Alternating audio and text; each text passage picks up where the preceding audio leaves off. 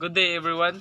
So I'm Giovanni P. Cabarubias. So we are able to discuss factors affecting decision making. So they have 5 steps decision making to be followed in order your decision to become productive and effective. So here's the thing. First, define the problem. Second, identify limiting factors. Third, develop potential alternatives. Fourth, analyze and select the best alternatives. And fifth, evaluating decision effectiveness. So first, define the problem. The first step in the process of decision making is recognition or identification of the problem and recognizing that a decision needs to be taken. So, define the problem is the first step. You decide to make a decision making before you decide. So, you must identify your problem. Because if you don't know what is your problem in your organization, you cannot start defining the solution or what action to be do. So, second is identify limiting factors. In order to choose the best alternative and make decision, manager needs to have the ideal resources. First, information, time, personnel, equipment, and supplies. But this is an ideal situation and may not always be possible.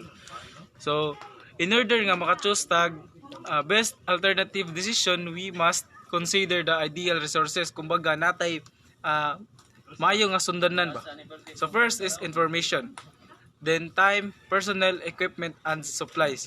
Information, so, dapat natay sakto nga resources nga reliable ug suited sa ato ang organization or problem. And discourage unreliable information. Second is time. We should manage the time. Kung unsa ang angay natong buhaton in this time, then we should do in a specific time. Otherwise, natay time management sa atong mga buhaton. And third is personnel. So we must determine the ability of our personnel ug unsa ilang ability nga ma-contribute sa organization ug reliable ba sila sa ilang gihatag nga specific task ug effective ba sila. And then equipment. So mga butang nga angay natong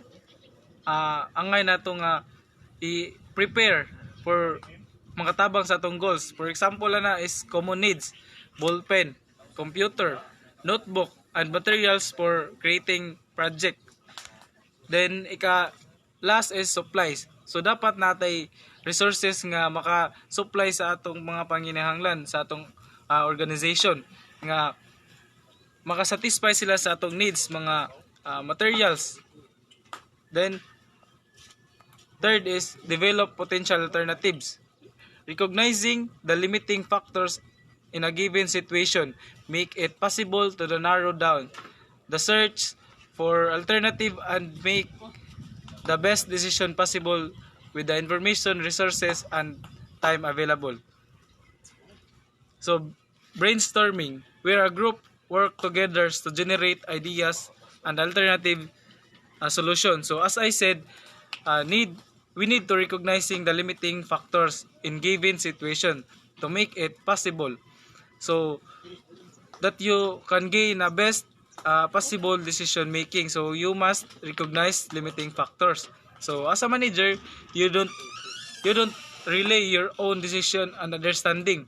You must recognize your group and sharing and giving ideas and thoughts so that you can gain a reliable decision. So nominal groups techniques is a method that involves the use of highly structured meeting, complete with agenda and restrict decision or interpersonal communication during the decision-making process. There will be techniques where the participants do not meet but a group leader uses written questionnaire to conduct the decision-making. So, they have 2 techniques of first is nominal and then Delphi techniques. So nominal is these steps have a nominal meeting types is a complete agenda. For example meeting sa classroom. So uh, all personnel have presence, and then DLP techniques is a leader create a questionnaire to conduct a decision making. Kumbaga na sila kuan ba kung sa research is quantity. Good morning everyone, I am Grant Benedict Quintero. I'll tackle about analyze the alternatives. This is an important stage in the decision making process, and perhaps the to test manager must identify the merits and demerits of each alternative and with them light or various situation before making a final decision. The words merits and demerits kanang dapat kabaw ka muda sa imong organization na mag-decision ka ba unsay imong dapat buhaton, na makalambo ba na sa imong organization o maka demerits ba na sa inyong organization. Dapat imong timbangon imong decision if kana imong decision na merits ba na or demerits, usa makpaka mo final decision. Evaluating decision effectiveness. The job of the managers does not end with making decisions. They are also responsible to get favorable result from the decision taken and implemented. Okay. The words evaluate. Dapat imong evaluate imong decision effective ba na or not effective. Ug dili usa pa may purpose. Ipadayon mangita gid kag lain nga ways para ma-solve inyong problem. Information or data research lead decision. There are a wealth of reason that using data to make decisions is a pursuit every modern business should place at the heart of their culture, and we're going to explore the main points of importance. Naidaghang reason kung unsay angay decision to persuade modern business maon atong sadihan kung unsa ng mga important ways. Yeah.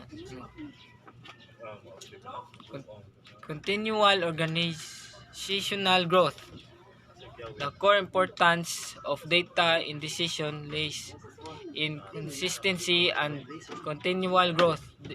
Data-driven decision making empowers companies to hone in on key insights based on multitude of functions, operations, and departmental activities.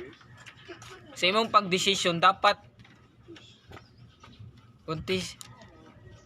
consistencies ka kaog imong tanawon continue growth ba kung naabay improvement imong decisions na ba na makatabang ba na sa inyong organization o di ba na makatabang.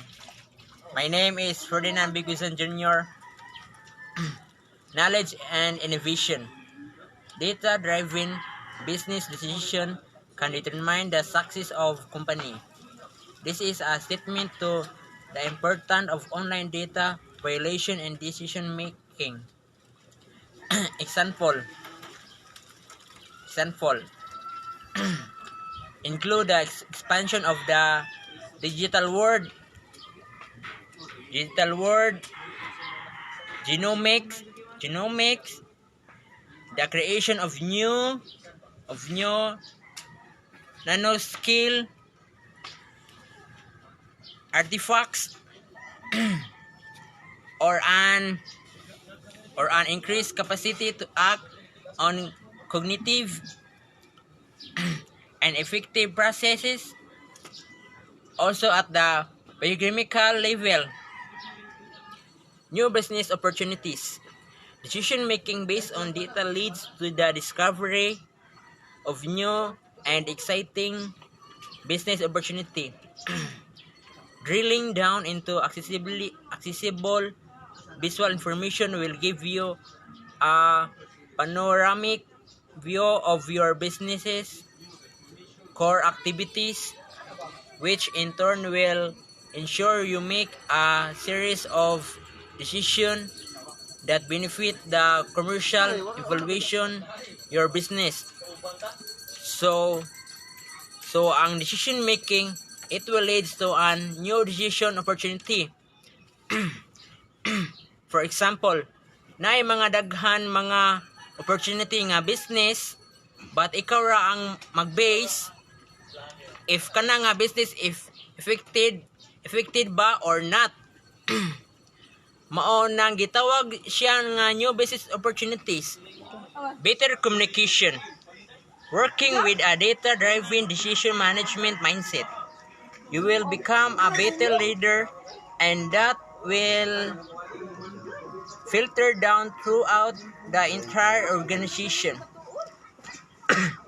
Operating as one cohesive data-driven unit, every one of your departments will gain the ability to insight with ACE and collaborate on case starting that will ultimately turn you into a more intelligent and profitable business. For example, the likelihood that the problem will be solved increase with effective communication. Conflict amongst the employees of the company, for instance, could be the current issue. Without true problem identification, there is a great likelihood that the chosen course of action won't resolve the current issue. Unrevealed adaptability.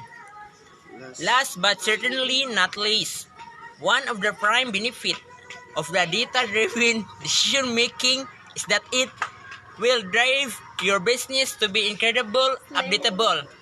By embracing digital data, you stand to grow and evolve your empire over time, making your organization more adaptable as a result.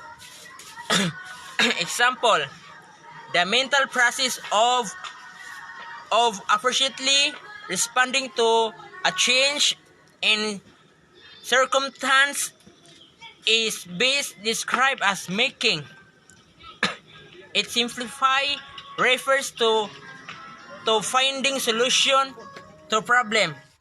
So, by the way, I'm Jacqueline Heraldez Packet, and I discuss about the police decision-making guide for quick or fast decision-making.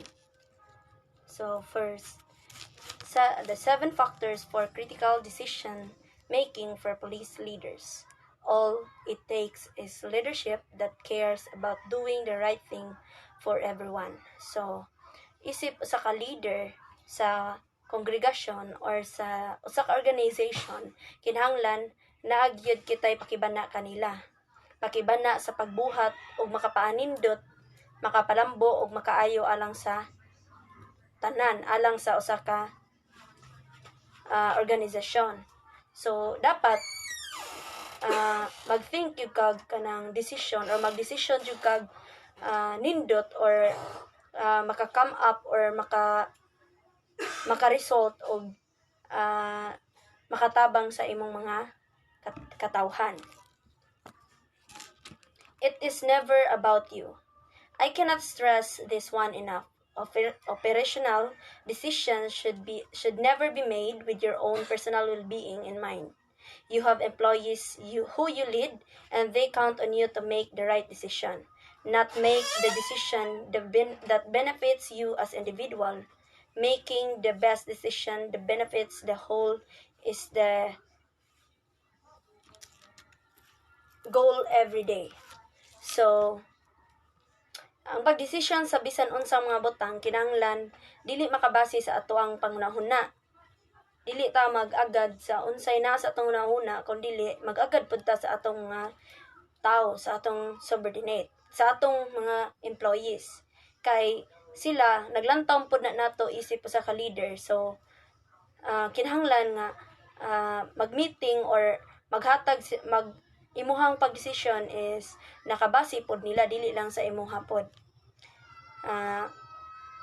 Lantawon nato og evaluate or i-check if that decision would give a good impact from others. So sa matag decision nato atog yung pilming hunahunahon kung makahatag gyud ba na siya nindot nga resulta sa atong mga tao. Tungod kay daghang mga tao nga naglantaw nato isip usa ka leader ni. Dili kay tungod lang kana nga desisyon makaayon nimo, imo na pud ipadayon. Dili kana mao isakto, kun dili lang diha nimo makahatag og benepisyo, dili lang diha kanimo makahatag og nindot nga ugma, kun dili ngadto pod sa imong mga subordinate. Kay ikaw may leader, so dapat imuhang gilidan mo lambo pod sila. So do not think on you, think about the organization. So the second is you have to think globally. You must take into account the whole picture. When you make decision based on a part of a problem, that decision will never be the most effective. So tan-awon gyud nimo tanan, dili kay mo decision lang kag largo kun nga kana ang gamay ra imong nakita. Kung dunay mga dunay mga problema sa organization, so kanang dapat dili ka malargog decision, dapat tan-awon nimo kung unsay kana ang root sa problema aron nga masulbad nimo in kana ang easily way. So kinahanglan sad sa atong pagdesisyon dili lang kausa nato hunahon, kundi kadaghan nato kini aron nga makasiguro kita nga makahatag kini og nindot ngadto sa atong mga katawhan. Kinahanglan dili ta mag-focus sa usa lang ka butang aron dili mosamot ang problema kun dili masolusyonan hinuon kini. Kay kung magdesisyon man gud tag largo, dunay uban nga kanang mga problema mas mugrabe, mas mosamot hinuon tungod kay wala nato tan-awa kung unsay hinungdan ana. So third, make the right decision for the right reason. This is the hard decision to make because it may not be the popular decision. This is the decision that keeps you up all night and may segregate you from your employees. Make the decision that you know to be right, even if that decision means discipline for an employee or worse, a friend. So kanang mao ni siya kanang pinaka-hard gani kay kanang dapat imog yung unaon siya nga atagan gyud nimo siya dakong panahon sa pagunahuna niyang maong decision kay usa ana kanang pag discipline sa imong mga employee, so dili mo na siya dali-dali, so dapat imo siyang hatagan og dakong kanang oras, dakong panahon aron nga inig-implement or inighatag nimo ana or imong inigpagbadlong nimo sa imong mga employees is masabtan ra nila nganong kana imong decision. Mao kini ang pinakalisod. So mao jud noon ni pinakalisod no sa ako pang ginaingon ganiha nga kani nga ika-third jud nga kuan sa decision making police kanang dapat kana ang kuan jud ka maghimo jud ka kanang sakto pinaka right nga decision para nimo aron nga ang imong subordinate kay makuan pod ang guidan og tarong or matarong sad pod sila sa ilang pag-serve.